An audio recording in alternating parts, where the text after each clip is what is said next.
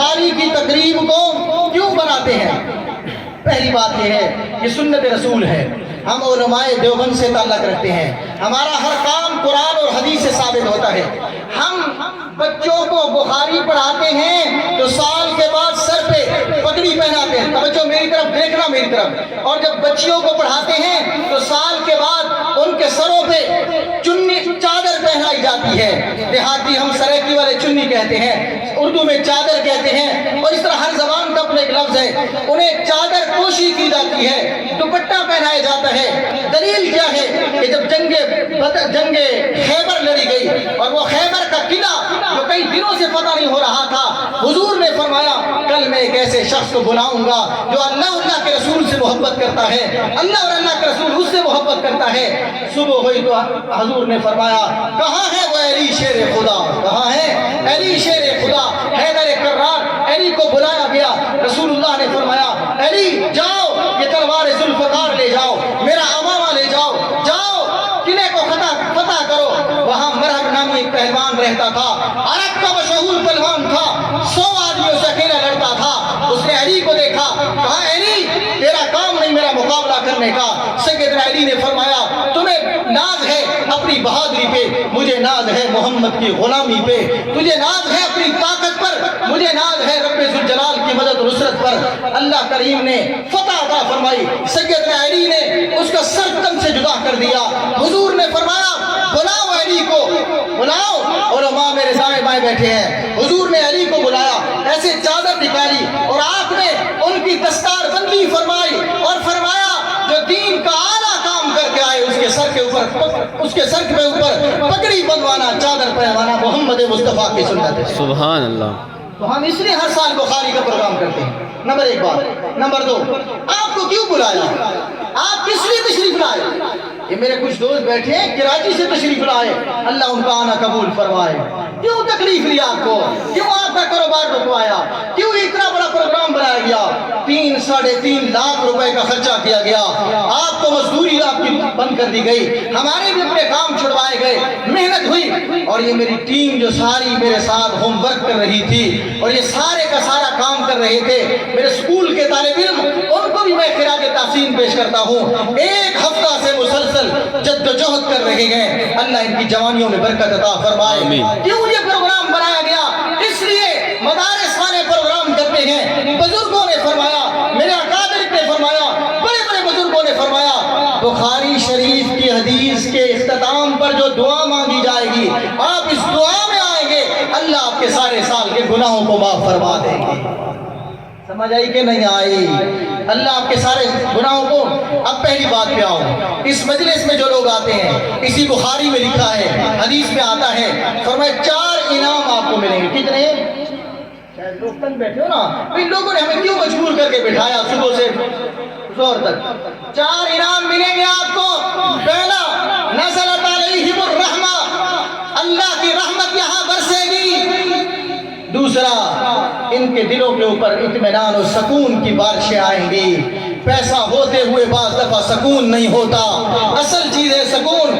حدیث کی مجلس میں بیٹھے ہوئے تو آپ کو پھر سکون نصیب ہوگا، اس سے بڑی اور نعمت کیا ہوتی ہے؟ تیسرا انعام، 2 انعام ہو گئے۔ تیسرا کیا؟ فرشتے اس مجلس کو گھیر لیتے ہیں۔ اور چوتھا کیا؟ فرمایا وَذَكَرَهُمْ عَلَىٰ مَنْ عِندَ اللَّهِ، یہاں پر زمین پہ بیٹھ کر آج آپ اللہ کے رسول کی باتوں کا تذکرہ کر رہے ہیں، اللہ کریم آسمانوں پر فرشتوں کو بلا کر کہیں گے میرے فرشتوں آؤ، تم نے کہا تھا انسان کو پیدا نہ کرو، جاؤ آج تم الخلد کی زمین پہ دیکھو۔ جامعہ سعدیہ للبنات میں آج لوگ میرا ذکر کر رہے ہیں، میرا تذکرہ کر رہے ہیں، میرا نام لے رہے ہیں، میرے نبی کا فرمان لے رہے ہیں، میرے نبی کا فرمان پڑھ رہے ہیں۔ تم خدا کا تذکرہ زمین پہ بیٹھ کرو گے، رب ذوالجلال تمہارا تذکرہ آسمانوں پہ کریں گے۔ 4 انعام آج ملیں گے تم کو۔ 5واں انعام وہ حدیث میں آتا ہے، مرنے کے بعد جنت میں ملے گا۔ اللہ ہم سب کی مغفرت فرمائے، کہو آمین۔ اب یہاں پر ایک بات اور بھی ہے کہ ہمارے اکثر دوست و احباب تبلیغ کے ساتھ بھی تعلق رکھتے ہیں، تو تبلیغ چونکہ جلسہ ہے اس کی وساطت سے میں بات کر رہا ہوں، سبق سے ہٹ کر تھوڑا۔ تبلیغ 4 قسم کی ہے۔ نمبر 1، قولی ہے، فعلی ہے، عملی ہے، تصریفی ہے، تدریسی ہے، کئی قسمیں ہیں۔ اور اسی طرح تبلیغ مالی بھی ہے، مالی بھی ہے۔ کیا مقصد؟ یہ تبلیغ والے بیچارے لوگ بستر اٹھا کر گلی گلی، کوچا کوچا، کریا کریا، بستی بستی جاتے ہیں، لوگوں کو تبلیغ کرتے ہیں۔ یہ قدمی تبلیغ ہے، قیامت کے دن ان کے پاؤں بھی اللہ کے راستے میں چلنے والے کی گواہی دیں گے انشاءاللہ۔ یہ بھی مبارک لوگ ہیں۔ کیا ہے؟ مبارک لوگ۔ کچھ لوگ تبلیغ تصریفی کر رہے ہیں، زندگی ہو گئی بیٹھ کر کتابیں لکھ رہے ہیں، لوگ کتابیں پڑھ رہے ہیں، تصریفی تبلیغ ہے۔ اور کچھ علماء ہیں، کبھی کہاں کبھی کہاں کبھی کہاں کبھی کہاں بیان کیا، کبھی کس کو سمجھایا کبھی کس کو سمجھایا، کہیں درس قرآن دیا، کہیں درس حدیث دیا، کہیں جمعہ پڑھایا۔ تو یہ کیا ہے؟ تبلیغی بھی یہ بھی ایک تبلیغ ہے، اور یہ تدریسی بھی ہے، اور اس کے ساتھ ساتھ فرمایا تبلیغ لسانی بھی ہے۔ اور ان تمام تبلیغوں کو، تصنیف کی تبلیغ کو چلانے کے لیے، اب توجہ کرنا، تبلیغ کی تصنیف کو چلانے کے لیے، تدریس کی تبلیغ کو چلانے کے لیے، مدارس کو چلانے کے لیے، اب یہاں پر وہ مالی تبلیغ کی بھی ضرورت پڑتی ہے۔ ریل کے ڈبے اگر 1000 بھی ہوں، انجن نہ ہو تو نہیں چلے گا۔ یہاں ان تمام تبلیغیوں کے شعبوں کو، تبلیغ کے شعبوں کو مال کی ضرورت پڑے گی، اور وہ مال کون دے گا؟ میرا تاجر دے گا۔ جب تاجر دے گا تو پھر اس کو انجن لگے گا اور یہ آگے بڑھے گا، اور تاجر کی تجارت میں برکتیں ہوں گی۔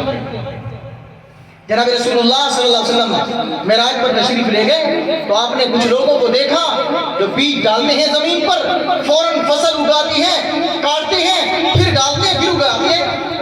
پوچھا یہ کون ہیں؟ فرمایا تیری امت کے وہ تاجر ہیں، وہ زمیندار ہیں، وہ تجارت کرنے والے جو زکوٰۃ نکالا کرتے تھے اور پورا حق دیا کرتے تھے، اللہ ان کے فصلوں میں، ان کے کاروباروں میں ایسے برکتیں عطا فرماتا۔ اب آؤ حدیث کی طرف اور پھر بات کو ختم کرتے ہیں۔ حدیث ہوتی کیا ہے؟ حدیث کا لفظی معنی ہے بات۔ اب سبق پڑھنا ہے، تقریر اور علماء کریں گے، میں آپ کو سبق پڑھاؤں گا۔ حدیث کا لفظی معنی ہے بات، لیکن عرفاً تبلیغ کہا جاتا ہے، عرف حدیث کہا جاتا ہے وہ بات جو میرے رسول اللہ سب کو صلی اللہ علیہ وسلم کی زبان مبارک سے نکلے، اس کو حدیث کہتے ہیں۔ اب میں علمی بات نہیں کروں گا تاکہ وہ آپ کو سمجھ نہیں سکیں گے، وہ علماء سمجھیں گے، میں آپ کو آسان لفظوں میں سمجھاؤں گا۔ ایک صحابی تھے، حضرت عبداللہ ان کا نام تھا۔ توجہ کرنا، اللہ ہمیں حضور سے صحابہ کی طرح عشق نصیب فرمائے، کہو آمین۔ صحابی ہیں، ان کی عادت مبارک تھی، جب بھی میرے نبی کی مجلس میں بیٹھتے، کاغذ قلم لیتے اور حضور کے منہ مبارک سے نکلے ہوئے ہر جملے کو لکھتے، ہر جملے کو۔ تو صحابہ نے اسے کہا، کیا کرتے ہو تم؟ ہر وقت لکھتے ہو، نہ لکھا کرو۔ اللہ کے رسول کبھی غصے میں ہیں، کبھی مذاق میں ہوتے ہیں، کبھی کیسے اب ہر بات لکھتے ہیں۔ تو اس صحابی نے لکھنا چھوڑ دیا۔ توجہ کر رہا ہوں، صحابی نے لکھنا چھوڑ دیا۔ حضور نے پوچھا اس صحابی سے 2-3 دن کے بعد، یار کیا وجہ ہے؟ میں جو بھی بیان کرتا، جو بھی منہ سے نکالتا، تو اسے لکھا کرتا، اور آج کل لکھنا چھوڑ دیا، کیا وجہ ہے؟ اس نے کہا اللہ کے رسول، لوگوں نے تانے دیے، میں نے لکھنا چھوڑ دیا۔ دین کے کاموں پہ لوگ تانے بھی دیتے ہیں نا، ہمیں بھی لوگ کہتے ہیں ملا تم نے تو تنگ کر رکھا ہے، ہر وقت کہتے ہو مدرسوں کی خدمت کرو، یہ کرو وہ کرو، مسجد بناؤ، یہ کرو، لیکن ان تانوں پہ سننے پہ بھی اللہ اجر عظیم عطا فرماتے ہیں۔ تو توجہ کرنا بھائی، مجھے بھی لوگ تانا دیتے ہیں کئی دفعہ، بھائی آپ جو ہے یہ مولوی والا کام کرتے ہیں، بلوچ ہیں۔ میں نے کہا خانگی کو دبانا پڑتا ہے جب مولوی والا کام کرو گے تو ایک کام ہوتا ہے، یا خانگی ہوگی یا پھر مولوی بننا پڑے گا، ٹھیک ہے؟ تو بہرحال عرض کرنے کا مقصد یہ ہے کہ بھائی حضرت عبداللہ نے لکھنا چھوڑ دیا۔ لکھنا، حضور نے فرمایا کیوں لکھنا چھوڑتے ہو؟ کہا اس لیے کہ لوگ کہتے تھے مت لکھو۔ کیوں؟ فرمایا کبھی آپ غصے میں ہیں، کبھی نرمی میں ہیں، کبھی مذاق میں ہیں۔ حضور پاک صلی اللہ علیہ وسلم کو جلال آ گیا اور آپ نے اپنی زبان مبارک کو پکڑا اور اشارہ کر کے فرمایا اکتب یا عبداللہ لا یخرج من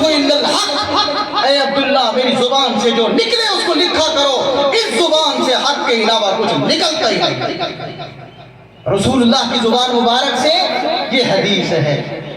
اور جس طرح قرآن کا مقام اعلیٰ ہے، میرے محمد کے فرمان کا مقام بھی اعلیٰ ہے۔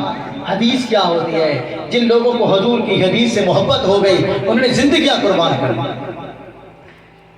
حضرت امام مالک رحمۃ اللہ علیہ، دار الہجرت انہیں صاحب الہجرت کہا جاتا ہے۔ امام مالک نے مدینہ منورہ زندگی بسر کی اور اپنا علاقہ چھوڑ دیا اور ساری زندگی حضور پاک صلی اللہ علیہ وسلم کے روزے مبارک کے ساتھ گزاری، اور فرمایا مدینہ منورہ میں جتنا زندگی رہی پاؤں لمبے کر کے نہیں سوئے، بلکہ پاؤں کو فرمایا ایسے کر کے سوتے رہے۔ حضور کے شہر میں ٹانگیں لمبی کرنا بے ادبی سمجھتے تھے۔ مولانا قاسم نانوتوی رحمۃ اللہ علیہ جب مدینہ منورہ تشریف لے گئے، فرمایا پاؤں سے جوتے اتار دیے۔ کسی نے کہا کیوں اتارے؟ کہا ہو سکتا ہے میرے پاک پیغمبر کے پاؤں مبارک یہاں لگے۔ اور اسی طرح فرمایا قرآن کا بھی ادب ضروری ہے، حدیث رسول کا ادب بھی ضروری ہے۔ قرآن اللہ کی کلام ہے اور حدیث رسول اللہ کی کلام ہے۔ حدیث کی کس کلام ہے؟ رسول اللہ کلام ہے۔ تو میرے نبی علیہ السلام نے فرمایا انا ابی